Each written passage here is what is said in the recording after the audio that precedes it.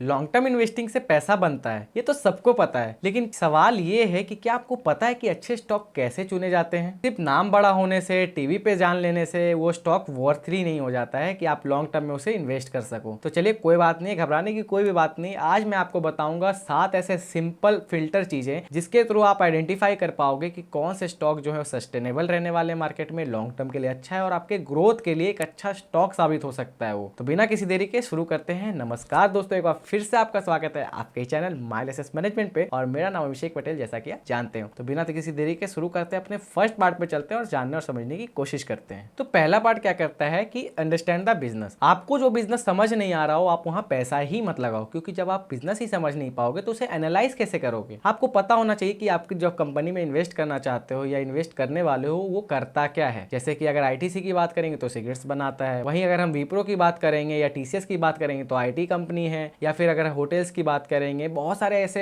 Industry हैं। तो अगर उनको आप जब जान रहे हैं, उन स्टॉक्स को जान रहे हैं, तो वहां पे क्या होता है कि आप जो है एक अच्छा खासा इन्वेस्टमेंट कर सकते हो। कैसे? फंडामेंटल एनालिसिस करके। लेकिन अगर आप बिना कंपनी को समझे अगर आप इन्वेस्टमेंट कर रहे हो तो वो होता है अंधा पैसा लगाना, और आपका पैसा जो हो वो लास्टली बर्बाद ही। क्योंकि जिस बिजनेस को जानते समझ ही नहीं पा रहे हैं यार, तो उसमें इन्वेस्ट करके हम कौन सा प्रॉफिटेबल बन जाएंगे, नहीं बन सकते कभी भी। अब चलते हैं अपने दूसरे पार्ट्स के ऊपर। तो पार्ट 2 है कंसिस्टेंट फाइनेंशियल परफॉर्मेंस। पिछले 5 से 10 सालों में उसका ईपीएस ग्रोथ यानी कि अर्निंग पर शेयर ग्रोथ कितना रहा है, कैसा रहा है, क्या वो ग्रोथ कर भी रहा है या फिर नहीं कर रहा है। तो इन सब चीजों को जानना बहुत जरूरी है। और साथ ही एक अच्छा स्टॉक वही होता है जिसका ग्रोथ स्टेबल हो, ना कि एक क्वार्टर के लिए बस स्पाइक कर गया और फिर वहीं आके स्टेबल रह जाता है। तो कंसिस्टेंट रहना बहुत ही जरूरी रहता है स्टॉक के लिए भी। ईपीएस को समझना और जानना बहुत जरूरी है। अब बिना किसी देरी के चलते हैं अपने पार्ट 3 के ऊपर। पार्ट 3 है लो डेप्ट और जीरो डेप्ट। कभी किसी कंपनी के अंदर इन्वेस्ट करने से पहले सबसे पहले हमें यह जान लेना चाहिए कि वो कंपनी के ऊपर कितना डेप्ट है। क्योंकि अगर कंपनी का डेप्ट बहुत ज्यादा है तो जो भी उनका प्रॉफिट आ रहा होगा वो इंटरेस्ट पेमेंट में ही चला जाएगा, तो प्रॉफिट उनके पास कुछ बचेगा ही नहीं। तो इससे क्या होगा कि जब वो ग्रोथ ही नहीं कर पाएंगे तो आपका पैसा कितना ही बढ़ जाएगा। इसीलिए कभी भी कंपनी को चूज करने से पहले उनके जो है डेप्ट टू इक्विटी रेशियो को देखो। और जब भी डेप्ट इक्विटी रेशियो जो है अगर 0.5 से कम हो तो रिलेटिवली जो है उस स्टॉक को सेफ माना जाता है। और भी बहुत सारे ऐसे चीजें हैं जो मैं आपको इन फ्यूचर बताने वाला हूं और आज वीडियोस के अंदर भी समझेंगे। तो बिना किसी देरी के चलते हैं अपने पार्ट 4 पे। पार्ट 4 जो है वो है स्ट्रॉन्ग मैनेजमेंट। कंपनी के सिर्फ नंबर पे नहीं चलते हैं या कि नंबर अच्छा है, डेप्ट टू इक्विटी रेशियो अच्छा है, ये भी नहीं होता है। कंपनी को एनालाइज करना जरूरी है और साथ ही उनके जो पीछे लोग काम कर रहे होते हैं उनका विजन, उनका ऑनेस्टी भी देखना बहुत जरूरी है कि उनका विजन अच्छा होना चाहिए। कहने का मतलब प्रोमोटर होल्डिंग्स जो हो गए या फिर गवर्नेंस कॉर्पोरेट जो हो गए, या फिर अगर आप बात कर लो कोई फ्रॉड केस तो नहीं है कंपनी के ऊपर। तो ये सारी चीजों को देखना पड़ता है, क्योंकि अगर इन सब चीजों को आप एनालाइज नहीं करोगे तो आप एक ट्रैप में फंसोगे जहां से आपको निकलना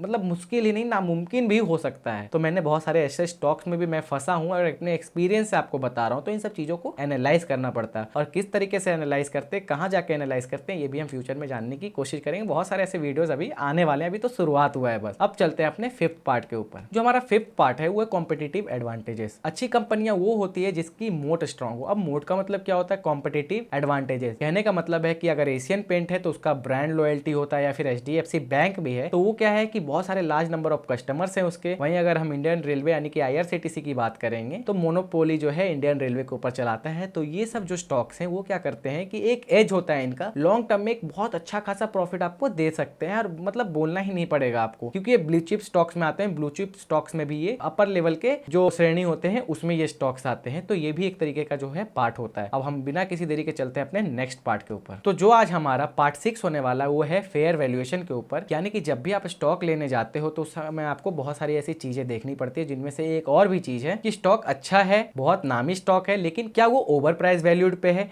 ये सारी भी चीजें देखनी होती है। और ओवर प्राइस वैल्यूड कैसे चेक करेंगे? पी रेशियो, पीवी रेशियो को जो है आपको इंडस्ट्री से कंपेयर करना होगा और बहुत बैकग्राउंड मतलब आपको कोशिश करना होगा कि जब वो अंडर वैल्यूड रहे तभी आप एंट्री करो। उससे क्या होगा कि आप एक अच्छा खासा प्रॉफिट गेन कर पाओगे। क्योंकि अगर आप जब ओवर वैल्यूड पे जाओगे, ओवर प्राइस पे जाओगे तो मार्केट में आप अच्छा खासा प्रॉफिट गेन नहीं कर पाओगे। और पीवी और पी रेशियो जो है, प्राइस टू अर्निंग रेशियो जो है, बहुत समझना जरूरी है। क्योंकि अगर आप इन सब चीजों को नहीं समझोगे तो आप एक अच्छा जो है स्टॉक में मतलब चूज नहीं कर पाओगे और अच्छा तरीके से जो है फंडामेंटल एनालाइज भी नहीं कर पाओगे। ये सब एक फंडामेंटल एनालिसिस का पार्ट ही है। अब बिना किसी देरी के चलते अपने लास्ट पार्ट पे, जो की है लॉन्ग टर्म विजन। इन्वेस्टिंग का मतलब होता है कि 5 से 10 सालों के लिए आपको जो है पेशेंस रखना। आप 2 महीने में ही सोचोगे कि करोड़पति आप बन जाओगे, तो ये सरासर जो है गैम्बलिंग है मार्केट के अंदर। अगर हाँ आप बहुत अच्छा खासा कैपिटल लगा रहे हो तब तो आप एक्सपेक्टेशन 100 करोड़ रुपए का भी करो। लेकिन अगर आप जो है 1,000, 2,000 और 5,000, 20,000, 1 लाख रुपए लगा के अगर आप सोचते हो करोड़पति बन जाएंगे, तो फिर आप सरासर मार्केट में गैम्बलिंग कर रहे हो। तो आपको पेशेंस रखना बहुत ही जरूरी है, क्योंकि आपने सुना है ना वो कछुआ वाली चाल, तो कछुआ वाला चाल चलना बहुत जरूरी होता है, क्योंकि कंपाउंडिंग का मैजिक अगर देखना है तो पेशेंस और डिसिप्लिन रहना बहुत ही जरूरी है। तो दोस्तों आज हमने वीडियोस में बहुत अच्छी अच्छी चीजें सीखी कि किसी भी स्टॉक को रीड करने के लिए कंपनी का नाम, हाइप, ये सब देखना जरूरी नहीं होता कि यार इंस्टाग्राम पे ट्रेंड चल रहा है, उसको अंदर तक समझने की कोशिश करिए। ये कब होगा? जब आप फंडामेंटल एनालाइज करेंगे, तभी आप एक अच्छा स्टॉक चूज कर पाएंगे। बिजनेस को समझना है, कंसिस्टेंट रिजल्ट देखना है, रेशियोज को चेक करना है, लो डेप्ट वाले कंपनीज कौन कौन है, स्ट्रॉन्ग मैनेजमेंट हो गया, कॉम्पिटिटिव एडवांटेजेस हो गया, बहुत सारी ऐसी चीजें हैं जिन्हें हमें एनालाइज करना पड़ता है। अगर आपको वीडियो इन्फॉर्मेटिव लगा हो और इसके बाद अगर आप अच्छे से स्टॉक को चूज कर पा रहे हो, पिक कर पा रहे हो, तो please do like this videos. और हाँ, सब्सक्राइब करना नहीं भूलिएगा, वीडियो को शेयर करना मत भूलिए, और हाँ, बेल आइकन दबाना बिल्कुल भी मत भूलिए। मिलते हैं नेक्स्ट वीडियो में, तब तक के लिए बाय।